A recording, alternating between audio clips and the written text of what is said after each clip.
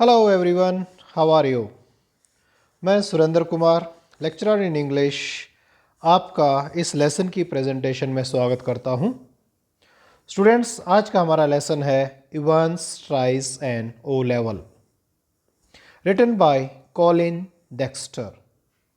चलिए स्टूडेंट्स, इस लेसन के मेन कैरेक्टर्स को जानते हैं। सबसे पहले जेम्स रॉड्रिक इवांस एक प्रिजनर है, governor of HM prison Oxford, the secretary of the examinations board, Mr. Jackson a prison officer, Mr. Stephens a prison officer। Students, ये दो करेक्टर भी बहुत इंपॉर्टेंट हैं। इनकी पूरी जो हमारा प्ले है इसमें इन दोनों का बहुत एक इम्पॉर्टेंट रोल है। द रेवरेंड एस मैक्लेरी एक इन्विजिलेटर है। इन्विजिलेटर कौन होता है? जब आप पेपर देते हैं, जो आपके पेपर में ड्यूटीज़ देते हैं, तो वो इन्विजिलेटर। मिस्टर कार्टर हैं एक डिटेक्टिव सुपरिटेंडेंट हैं, यानी डिटेक्टिव एक जासूस हैं। और mister Bell detective chief inspector हैं। स्टूडेंट्स, ये कहानी बहुत इंटरेस्टिंग कहानी है। एक जेल ब्रेकर है जिसका नाम इवांस है। आपको जानकर हैरानी होगी, और अगर आपने ये लेसन पढ़ा भी है तो आपको ये पता लगेगा कि ये इस कहानी से पहले 3 बार जेल तोड़कर भाग चुका है और ये प्लानिंग कर रहा है 4th टाइम। इस टाइम जब ये जेल में है तो जेल से निकलने की इसकी प्लानिंग है, और इस बार भी बड़ी सफलता से, बड़ी चालाकी के साथ दिन दहाड़े सबके सामने जेल से निकलने में कामयाब हो जाता है। लेकिन फिर पकड़ा जाता है, यानी अपने जब तक होटल पहुंचता है उससे पहले पकड़ा भी जाता है, लेकिन उसके बाद फिर फरार हो जाता है जब उसे जेल में ला रहे होते उसके होटल के रूम से। तो इस प्रकार हम ये कह सकते हैं कि जेल अथॉरिटीज़ ने उसको 2 बार पकड़ा इस बार भी, और दोनों बार वो फरार होने में कामयाब रहा। तो स्टूडेंट्स, ऐसी कहानी आप फिल्मों में ही देखते हैं जिसमें पूरा एक थ्रिलर है, एक्साइटमेंट है, और आपको ज़रूर जानना चाहिए, ज़रूर इस कहानी को समझना चाहिए कि इवेंट्स किस तरह से प्लानिंग करके जेल से निकल जाता है।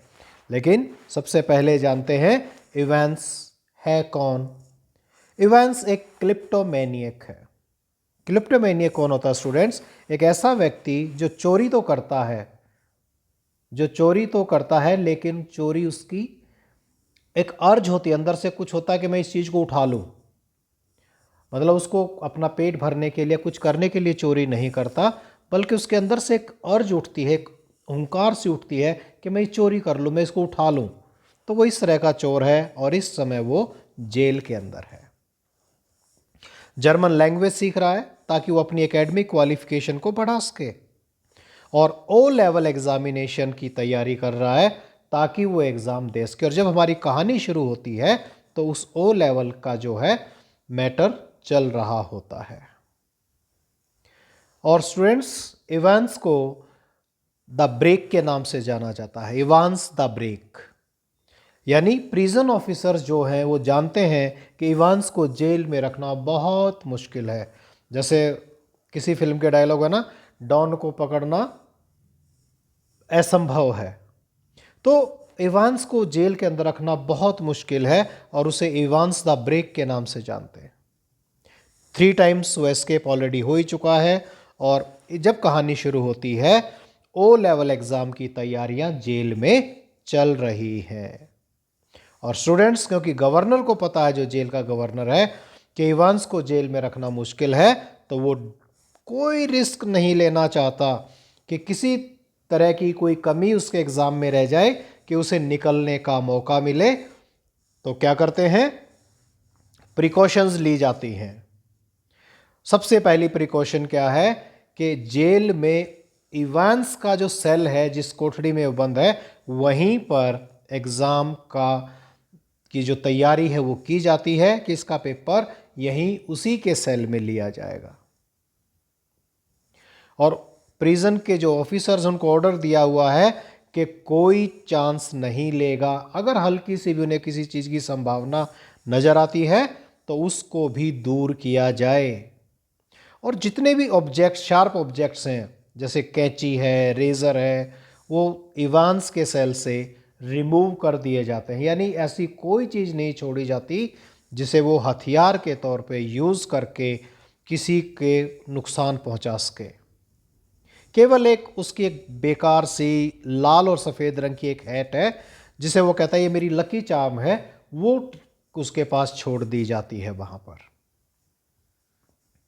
तो स्टूडेंट्स, एट लास्ट एग्ज़ाम का जो है दिन उसका आ जाता है और सुबह 8:30 बजे जो एग्ज़ामिनेशन डे है, तो जो इन्विजिलेटर हैं रेवरेंड मैक्लेरी, वो प्रिजन में आते हैं, जेल में आते हैं। जैक्सन और स्टीफेंस कौन है? ये जेल के दो कर्मचारी हैं।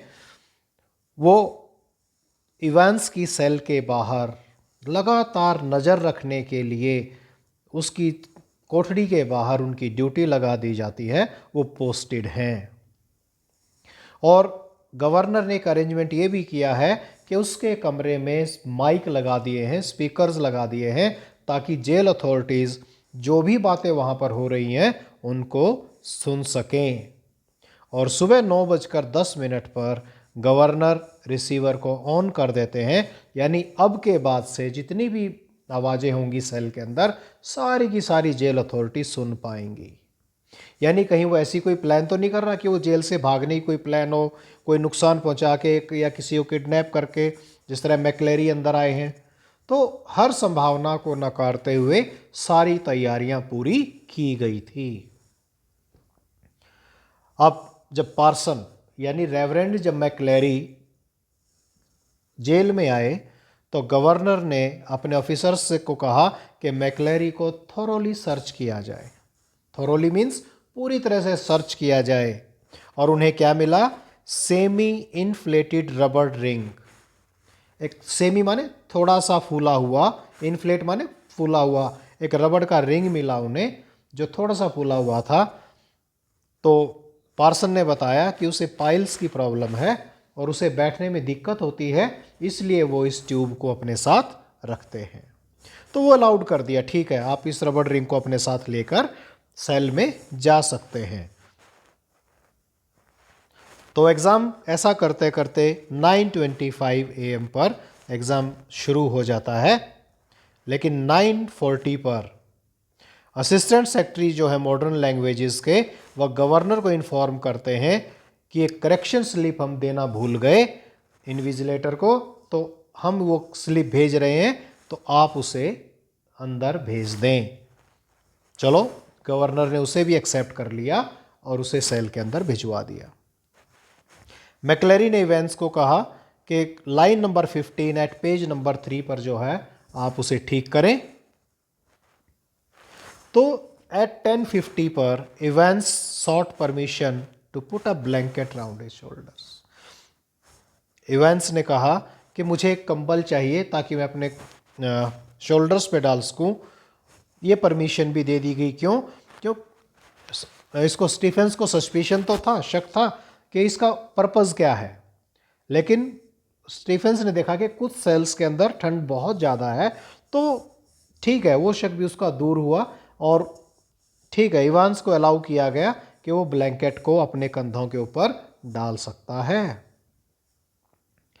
11:22 पर जब एग्ज़ाम ख़त्म होने में सिर्फ 3 मिनट थे, गवर्नर का एक फ़ोन आता है स्टीफेंस को कि वो मैक्लेरी को खुद एस्कॉर्ट करना, मीन्स खुद मैक्लेरी को मेन गेट तक छोड़कर आए।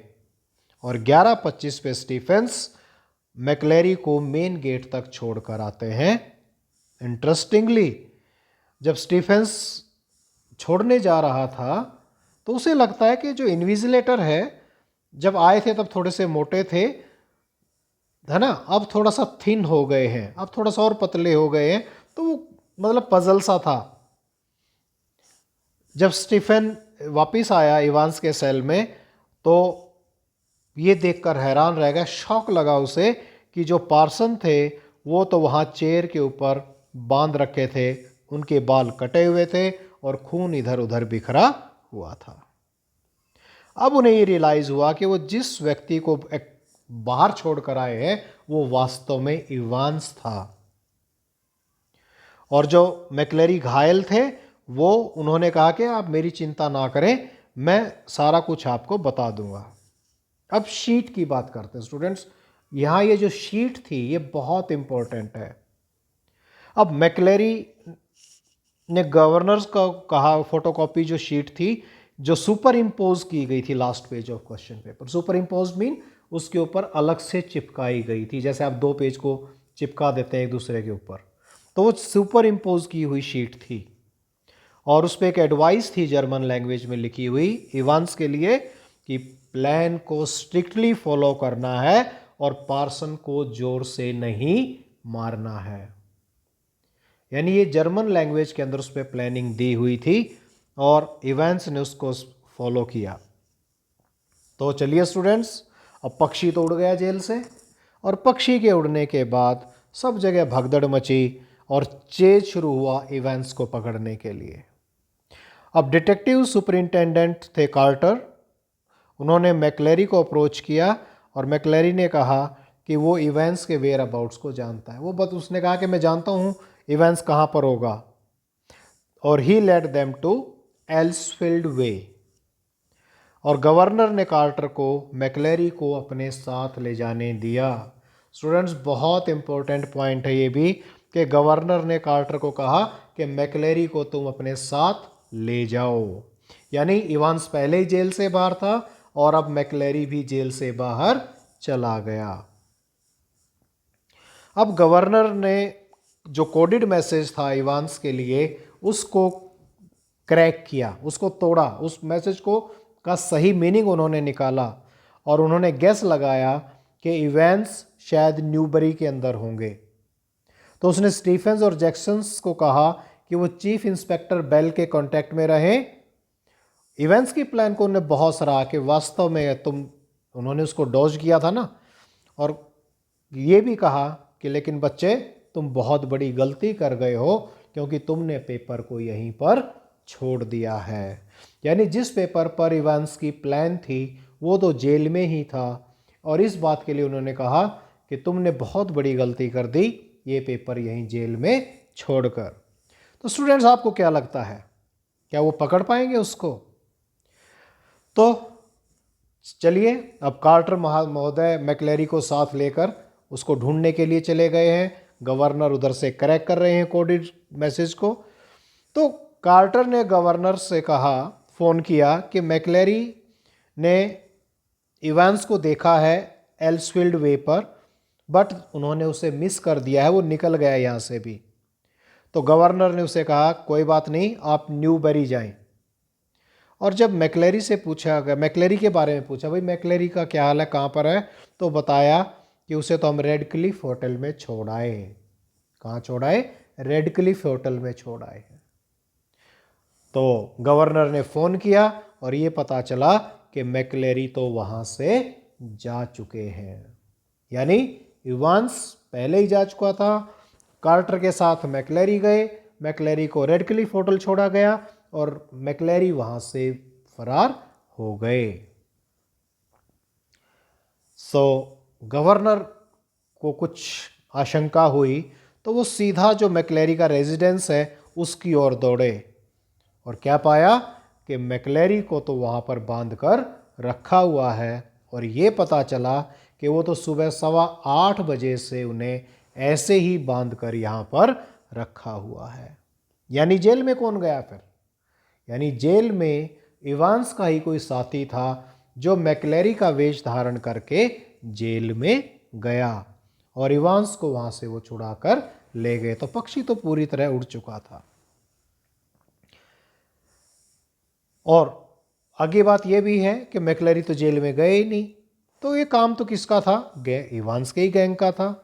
और जेल अथॉरिटीज़ खुद इवांस को जेल से बाहर छोड़ के आए, और जो दूसरा पर्सन था उसको भी वो जेल से बाहर छोड़ कर आए। यानी सभी के सभी जो मेन कल्प्रेट थे वो इतनी ज़बरदस्त प्लानिंग थी कि सबको बाहर छोड़ आए। यानी अब तो पूरी तरह से आप ये मान के चलिए कि इवांस ने जेल अथॉरिटीज़ को अच्छी तरह से उल्लू बना दिया था। लेकिन जब इवांस अपने होटल में गया और होटल के अपने रूम में पहुंचता है तो उससे पहले ही गवर्नर वहां पर बैठे हुए थे। कहते हैं ना, तू डाल डाल मैं पात पात। गवर्नर भी कम नहीं थे, तो वो क्रैक कर चुके थे उसके कोड को और वो उसके होटल में पहले ही विराजमान थे कमरे में, क्योंकि गवर्नर ने उसके फोटोकॉपी का जो मैसेज था वो बिल्कुल सही क्रैक किया था। और गवर्नर ने कहा इवांस को कि आपका गेम ख़त्म। इवांस ने भी अपनी हार मान ली, हाँ मैं अपनी हार स्वीकार करता हूँ, ऐसा इवांस ने कहा। तो अब क्या हो सकता है? Who have the last laugh? अंत में विजय किसकी होगी? इवांस तो पकड़ा गया, गवर्नर की या इवांस की? इवांस तो पकड़ा गया एक बार फिर। चलिए देख लेते हैं। तो हैंडकफ किया गया, उसे हथकड़ियाँ लगा दी और गवर्नर ने इवांस को कहा कि जल्दी ही मिलेंगे। कहाँ मिलेंगे? जेल के अंदर। और जब गवर्नर वहाँ से चले गए, जो प्रिजन ऑफिसर्स गवर्नर के साथ थे, अनलॉक्ड इवांस हैंडकफ्स। अनलॉक्ड, उसके जो हैंडकफ्स थे, जो हथकड़ियाँ डली हुई थी, उन्हें खोल दिया। और they talk to him for the first time, और पहली बार उन्होंने बात की और ड्राइवर को कहा टू मूव फास्ट, कि जल्दी जल्दी चलो। Fox is free again. यहाँ फॉक्स मैंने क्यों लिखा स्टूडेंट्स? क्योंकि इवांस बहुत चालाक है, उसने अपनी हर कड़ी को बहुत बारीकी के साथ सेट किया था। तो ड्राइवर ने डायरेक्शन पूछी कि मैं कहाँ चलूँ, और जो उसका एक्सेंट था स्कॉट्स एक्सेंट था, यानी उसकी बोल चाल की जो तरीका था वो स्कॉट्स लोगों की तरह से था। Evans told the driver to turn to Newbury, so he managed to escape again with the help of his two friends। और उसके बाद वो कभी जेल पहुंचा ही नहीं, उसके बाद तो वो वहाँ से एकदम फरार हो गया। तो स्टूडेंट्स, आपको ये कहानी कैसी लगी? उम्मीद है अब आप इस कहानी को, इस लेसन को बहुत अच्छे से समझ पाएंगे कि किस तरह से एक व्यक्ति इतनी ज़बरदस्त प्लानिंग करता है कि वो जेल से निकलने की उसकी पूरी प्लानिंग, उसने जर्मन लैंग्वेज के एग्ज़ाम की जो तैयारी की वो भी उसकी प्लानिंग का पार्ट था। किस तरह से वो निकला, मैक्लेरी कैसे जेल से बाहर गए, वो कैसे उसने अपने आप को एक बार फिर पकड़वाया और फिर उसके बाद फरार हुआ, ये सारी की सारी प्लानिंग इवेंट्स की बनाई हुई प्लानिंग थी। तो स्टूडेंट्स, उम्मीद करता हूँ आपको ये लेसन बहुत अच्छे से समझ में आ गया होगा। Thank you very much. See you soon.